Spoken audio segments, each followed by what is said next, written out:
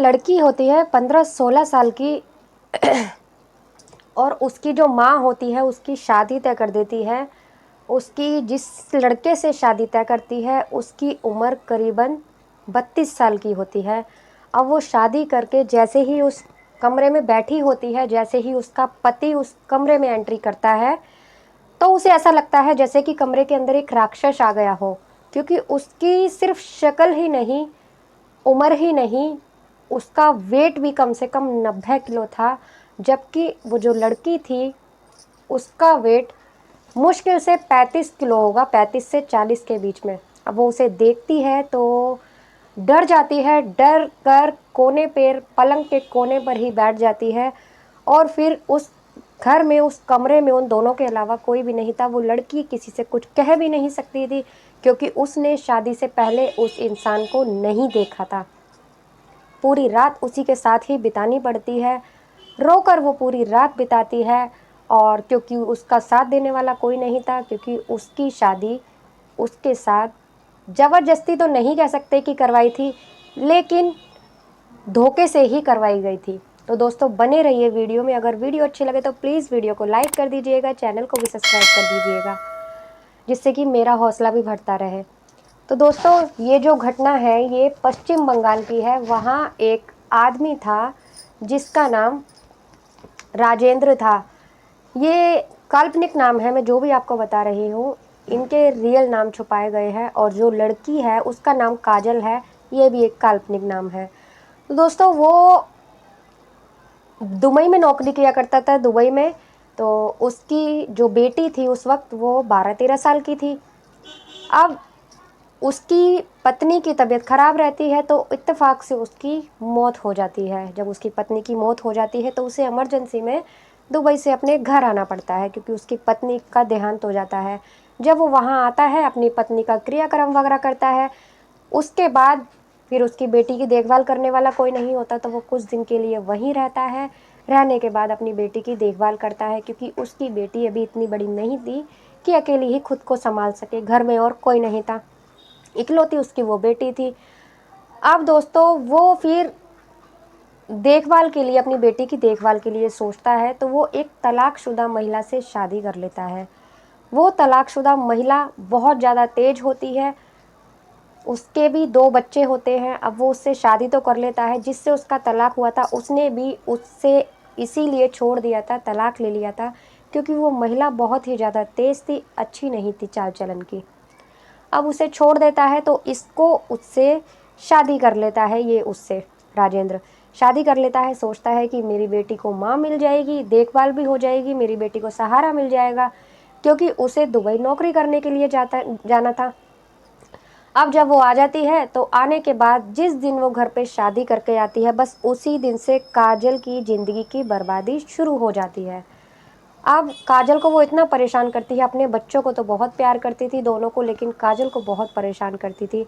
और तो और उसकी जो माँ गुजर गई थी, जिसका इंतकाल हो गया था, उसको भी गंदी गंदी गालियाँ देती थी और बोलती थी। तब उसके पिता राजेंद्र बीच में बोलते थे तो कहती थी, और क्या करूँ, मुझसे नहीं होती इसकी परवरिश, और हो सके तो इसे इसकी नानी के या ननिहाल भेज दो, ऐसे बच्चों को तो ननिहाल वाले ही देखते हैं।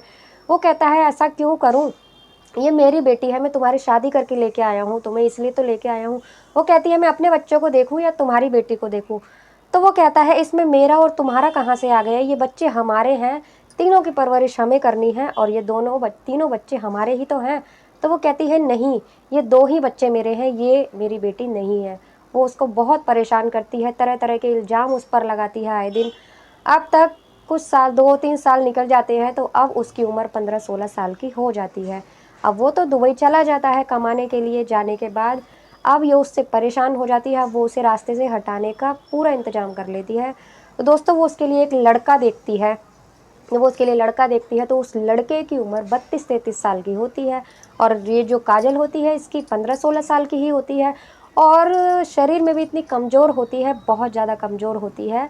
अब उसकी फ़ोटो भेजती है, लड़के की फ़ोटो लड़के वाले को भेजती है, तो लड़का तुरंत शादी के लिए तैयार हो जाता है, क्योंकि वो खूबसूरत होती है। अब भेज देती है उसकी फ़ोटो, शादी की तैयारियाँ शुरू हो जाती है। इधर लड़के की फ़ोटो भी उसको दिखा देती है, दिखाने के बाद में वो भी तैयार हो जाती है, क्योंकि वो कुछ कर भी नहीं सकती थी। इधर वो राजेंद्र को फ़ोन करती है कि मैंने काजल की शादी तय कर दी है। वो कहता है कि अभी तो मेरी बेटी की उम्र भी नहीं है, तुमने ऐसे कैसे मेरी बेटी की शादी तय कर दी। लेकिन वो कहती है अब शादी तो मैं कर ही रहूँगी और मैंने शादी की पूरी तैयारियाँ कर ली हैं, तुम्हें आना हो तो आ जाना, नहीं तो मैं ऐसे ही शादी कर दूँगी इसकी। वो उसे बोल देती है और शादी भी उसकी कर देती है।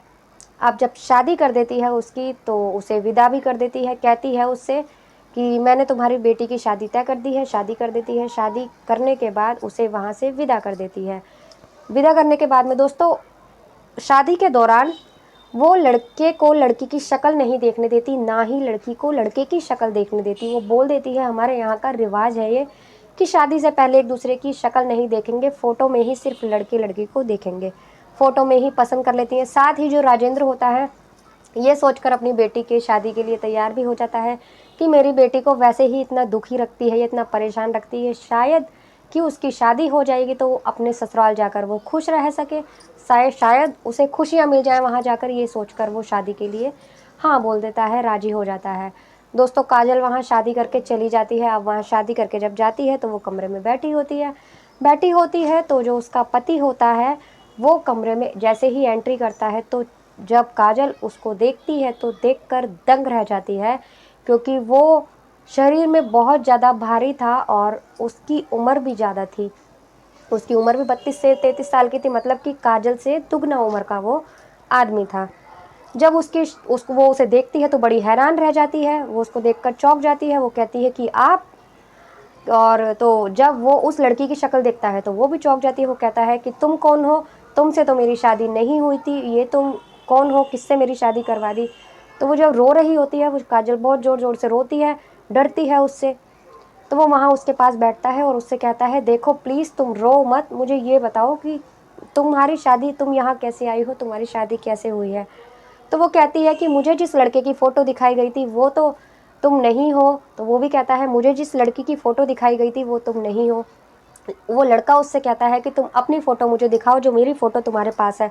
जब वो उसे उसकी फ़ोटो दिखाता है वो कहता है ये फ़ोटो तो मेरी ही है, लेकिन ये बहुत साल पहले की मेरी फ़ोटो है, जबकि मैं 17-18 साल का था, जबकि मेरी फ़ोटो है ये।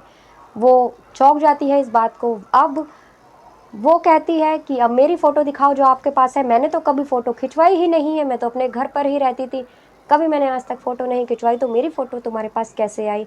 जब वो उसे उसकी फ़ोटो दिखाता है तो वो हैरान रह जाती है। वो कहती है कि ये तो मेरी सौतेली माँ की फ़ोटो है, जो कि जब शादी होके वो आई थी 3-4 साल पहले, जबकि ये फ़ोटो है और ये मेरी फ़ोटो नहीं है। तो वो कहता है कि तुम्हारी माँ ने, जब मैंने तुम्हारी माँ को देखा था तो मैंने उसको बोला, उसने फ़ोटो भेजी कि तुम्हारी बेटी की शक्ल और तुम्हारी शक्ल बहुत ज़्यादा मिलती है। तो वो मुझसे कहती है कि माँ बेटी है तो शक्ल क्यों नहीं मिलेगी। मेरे संग इतना बड़ा धोखा किया और तो और उन्होंने 50,000 रुपये भी मुझसे लिए हैं कि शादी के खर्चे के लिए चाहिए, मेरे पास सिर्फ लड़की है और देने के लिए कुछ भी नहीं है। यानी कि मेरे साथ इतना बड़ा धोखा हुआ है और उसने मुझे ये भी नहीं बताया कि वो तुम्हारी सौतेली माँ है। कहता है कि तुम शांत हो जाओ प्लीज़, तुम रो मत। अब अब तुम्हारी उम्र इतनी कम है तो हम पति पत्नी की तरह, पति पत्नी तो नहीं है। अब देखते हैं कल क्या होता है क्या नहीं। उस दिन तो वो उसे शांत करवा देता है और उसे सोने के लिए कहता है हम सुबह देखेंगे।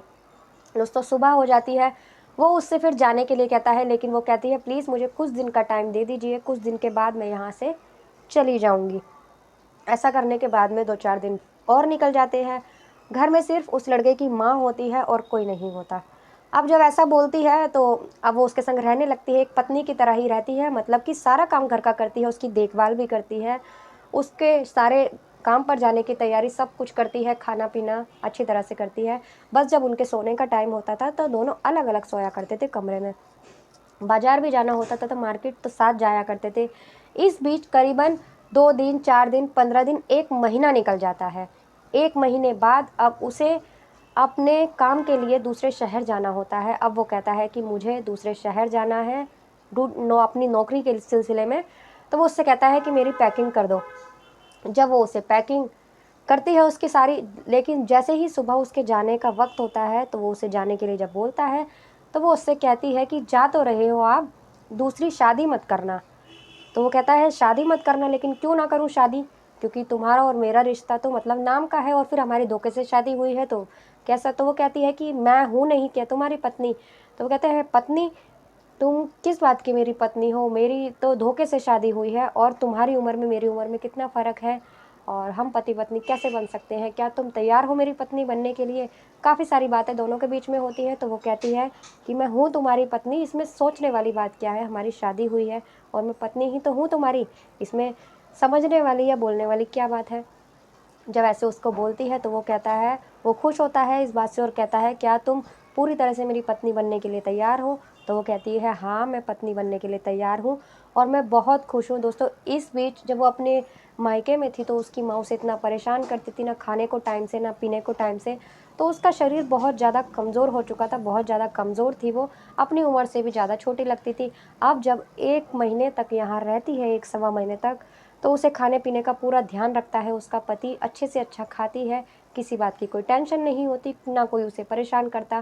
दोस्तों, उसके शरीर में भी फ़र्क आ जाता है, अब वो पहले से थोड़ी अच्छी लगती है। तो अब दोनों की जोड़ी कुल मिलाकर थोड़ी अच्छी लगने लगती है। तो वो अब जब उसकी पत्नी हाँ कर देती है कि मैं तुम्हारी पत्नी बन के रहने के लिए तैयार हूँ, पूरी तरह से पत्नी बनने के लिए, तो दोस्तों वो जो उसने टिकट करा रखी थी अपनी, वो कैंसिल कर देता है और फिर अपनी पत्नी के साथ अपनी खुशी भरी ज़िंदगी, प्यार भरी ज़िंदगी जीने के लिए तैयार हो जाता है और फिर दोनों एक साथ रहने लगते हैं। तो दोस्तों, ये थी आज की कहानी। कैसी लगी आपको कमेंट कर कर ज़रूर बताना आप लोग। मिलते हैं अगली किसी वीडियो में एक नई कहानी के साथ। तब तक के लिए नमस्कार।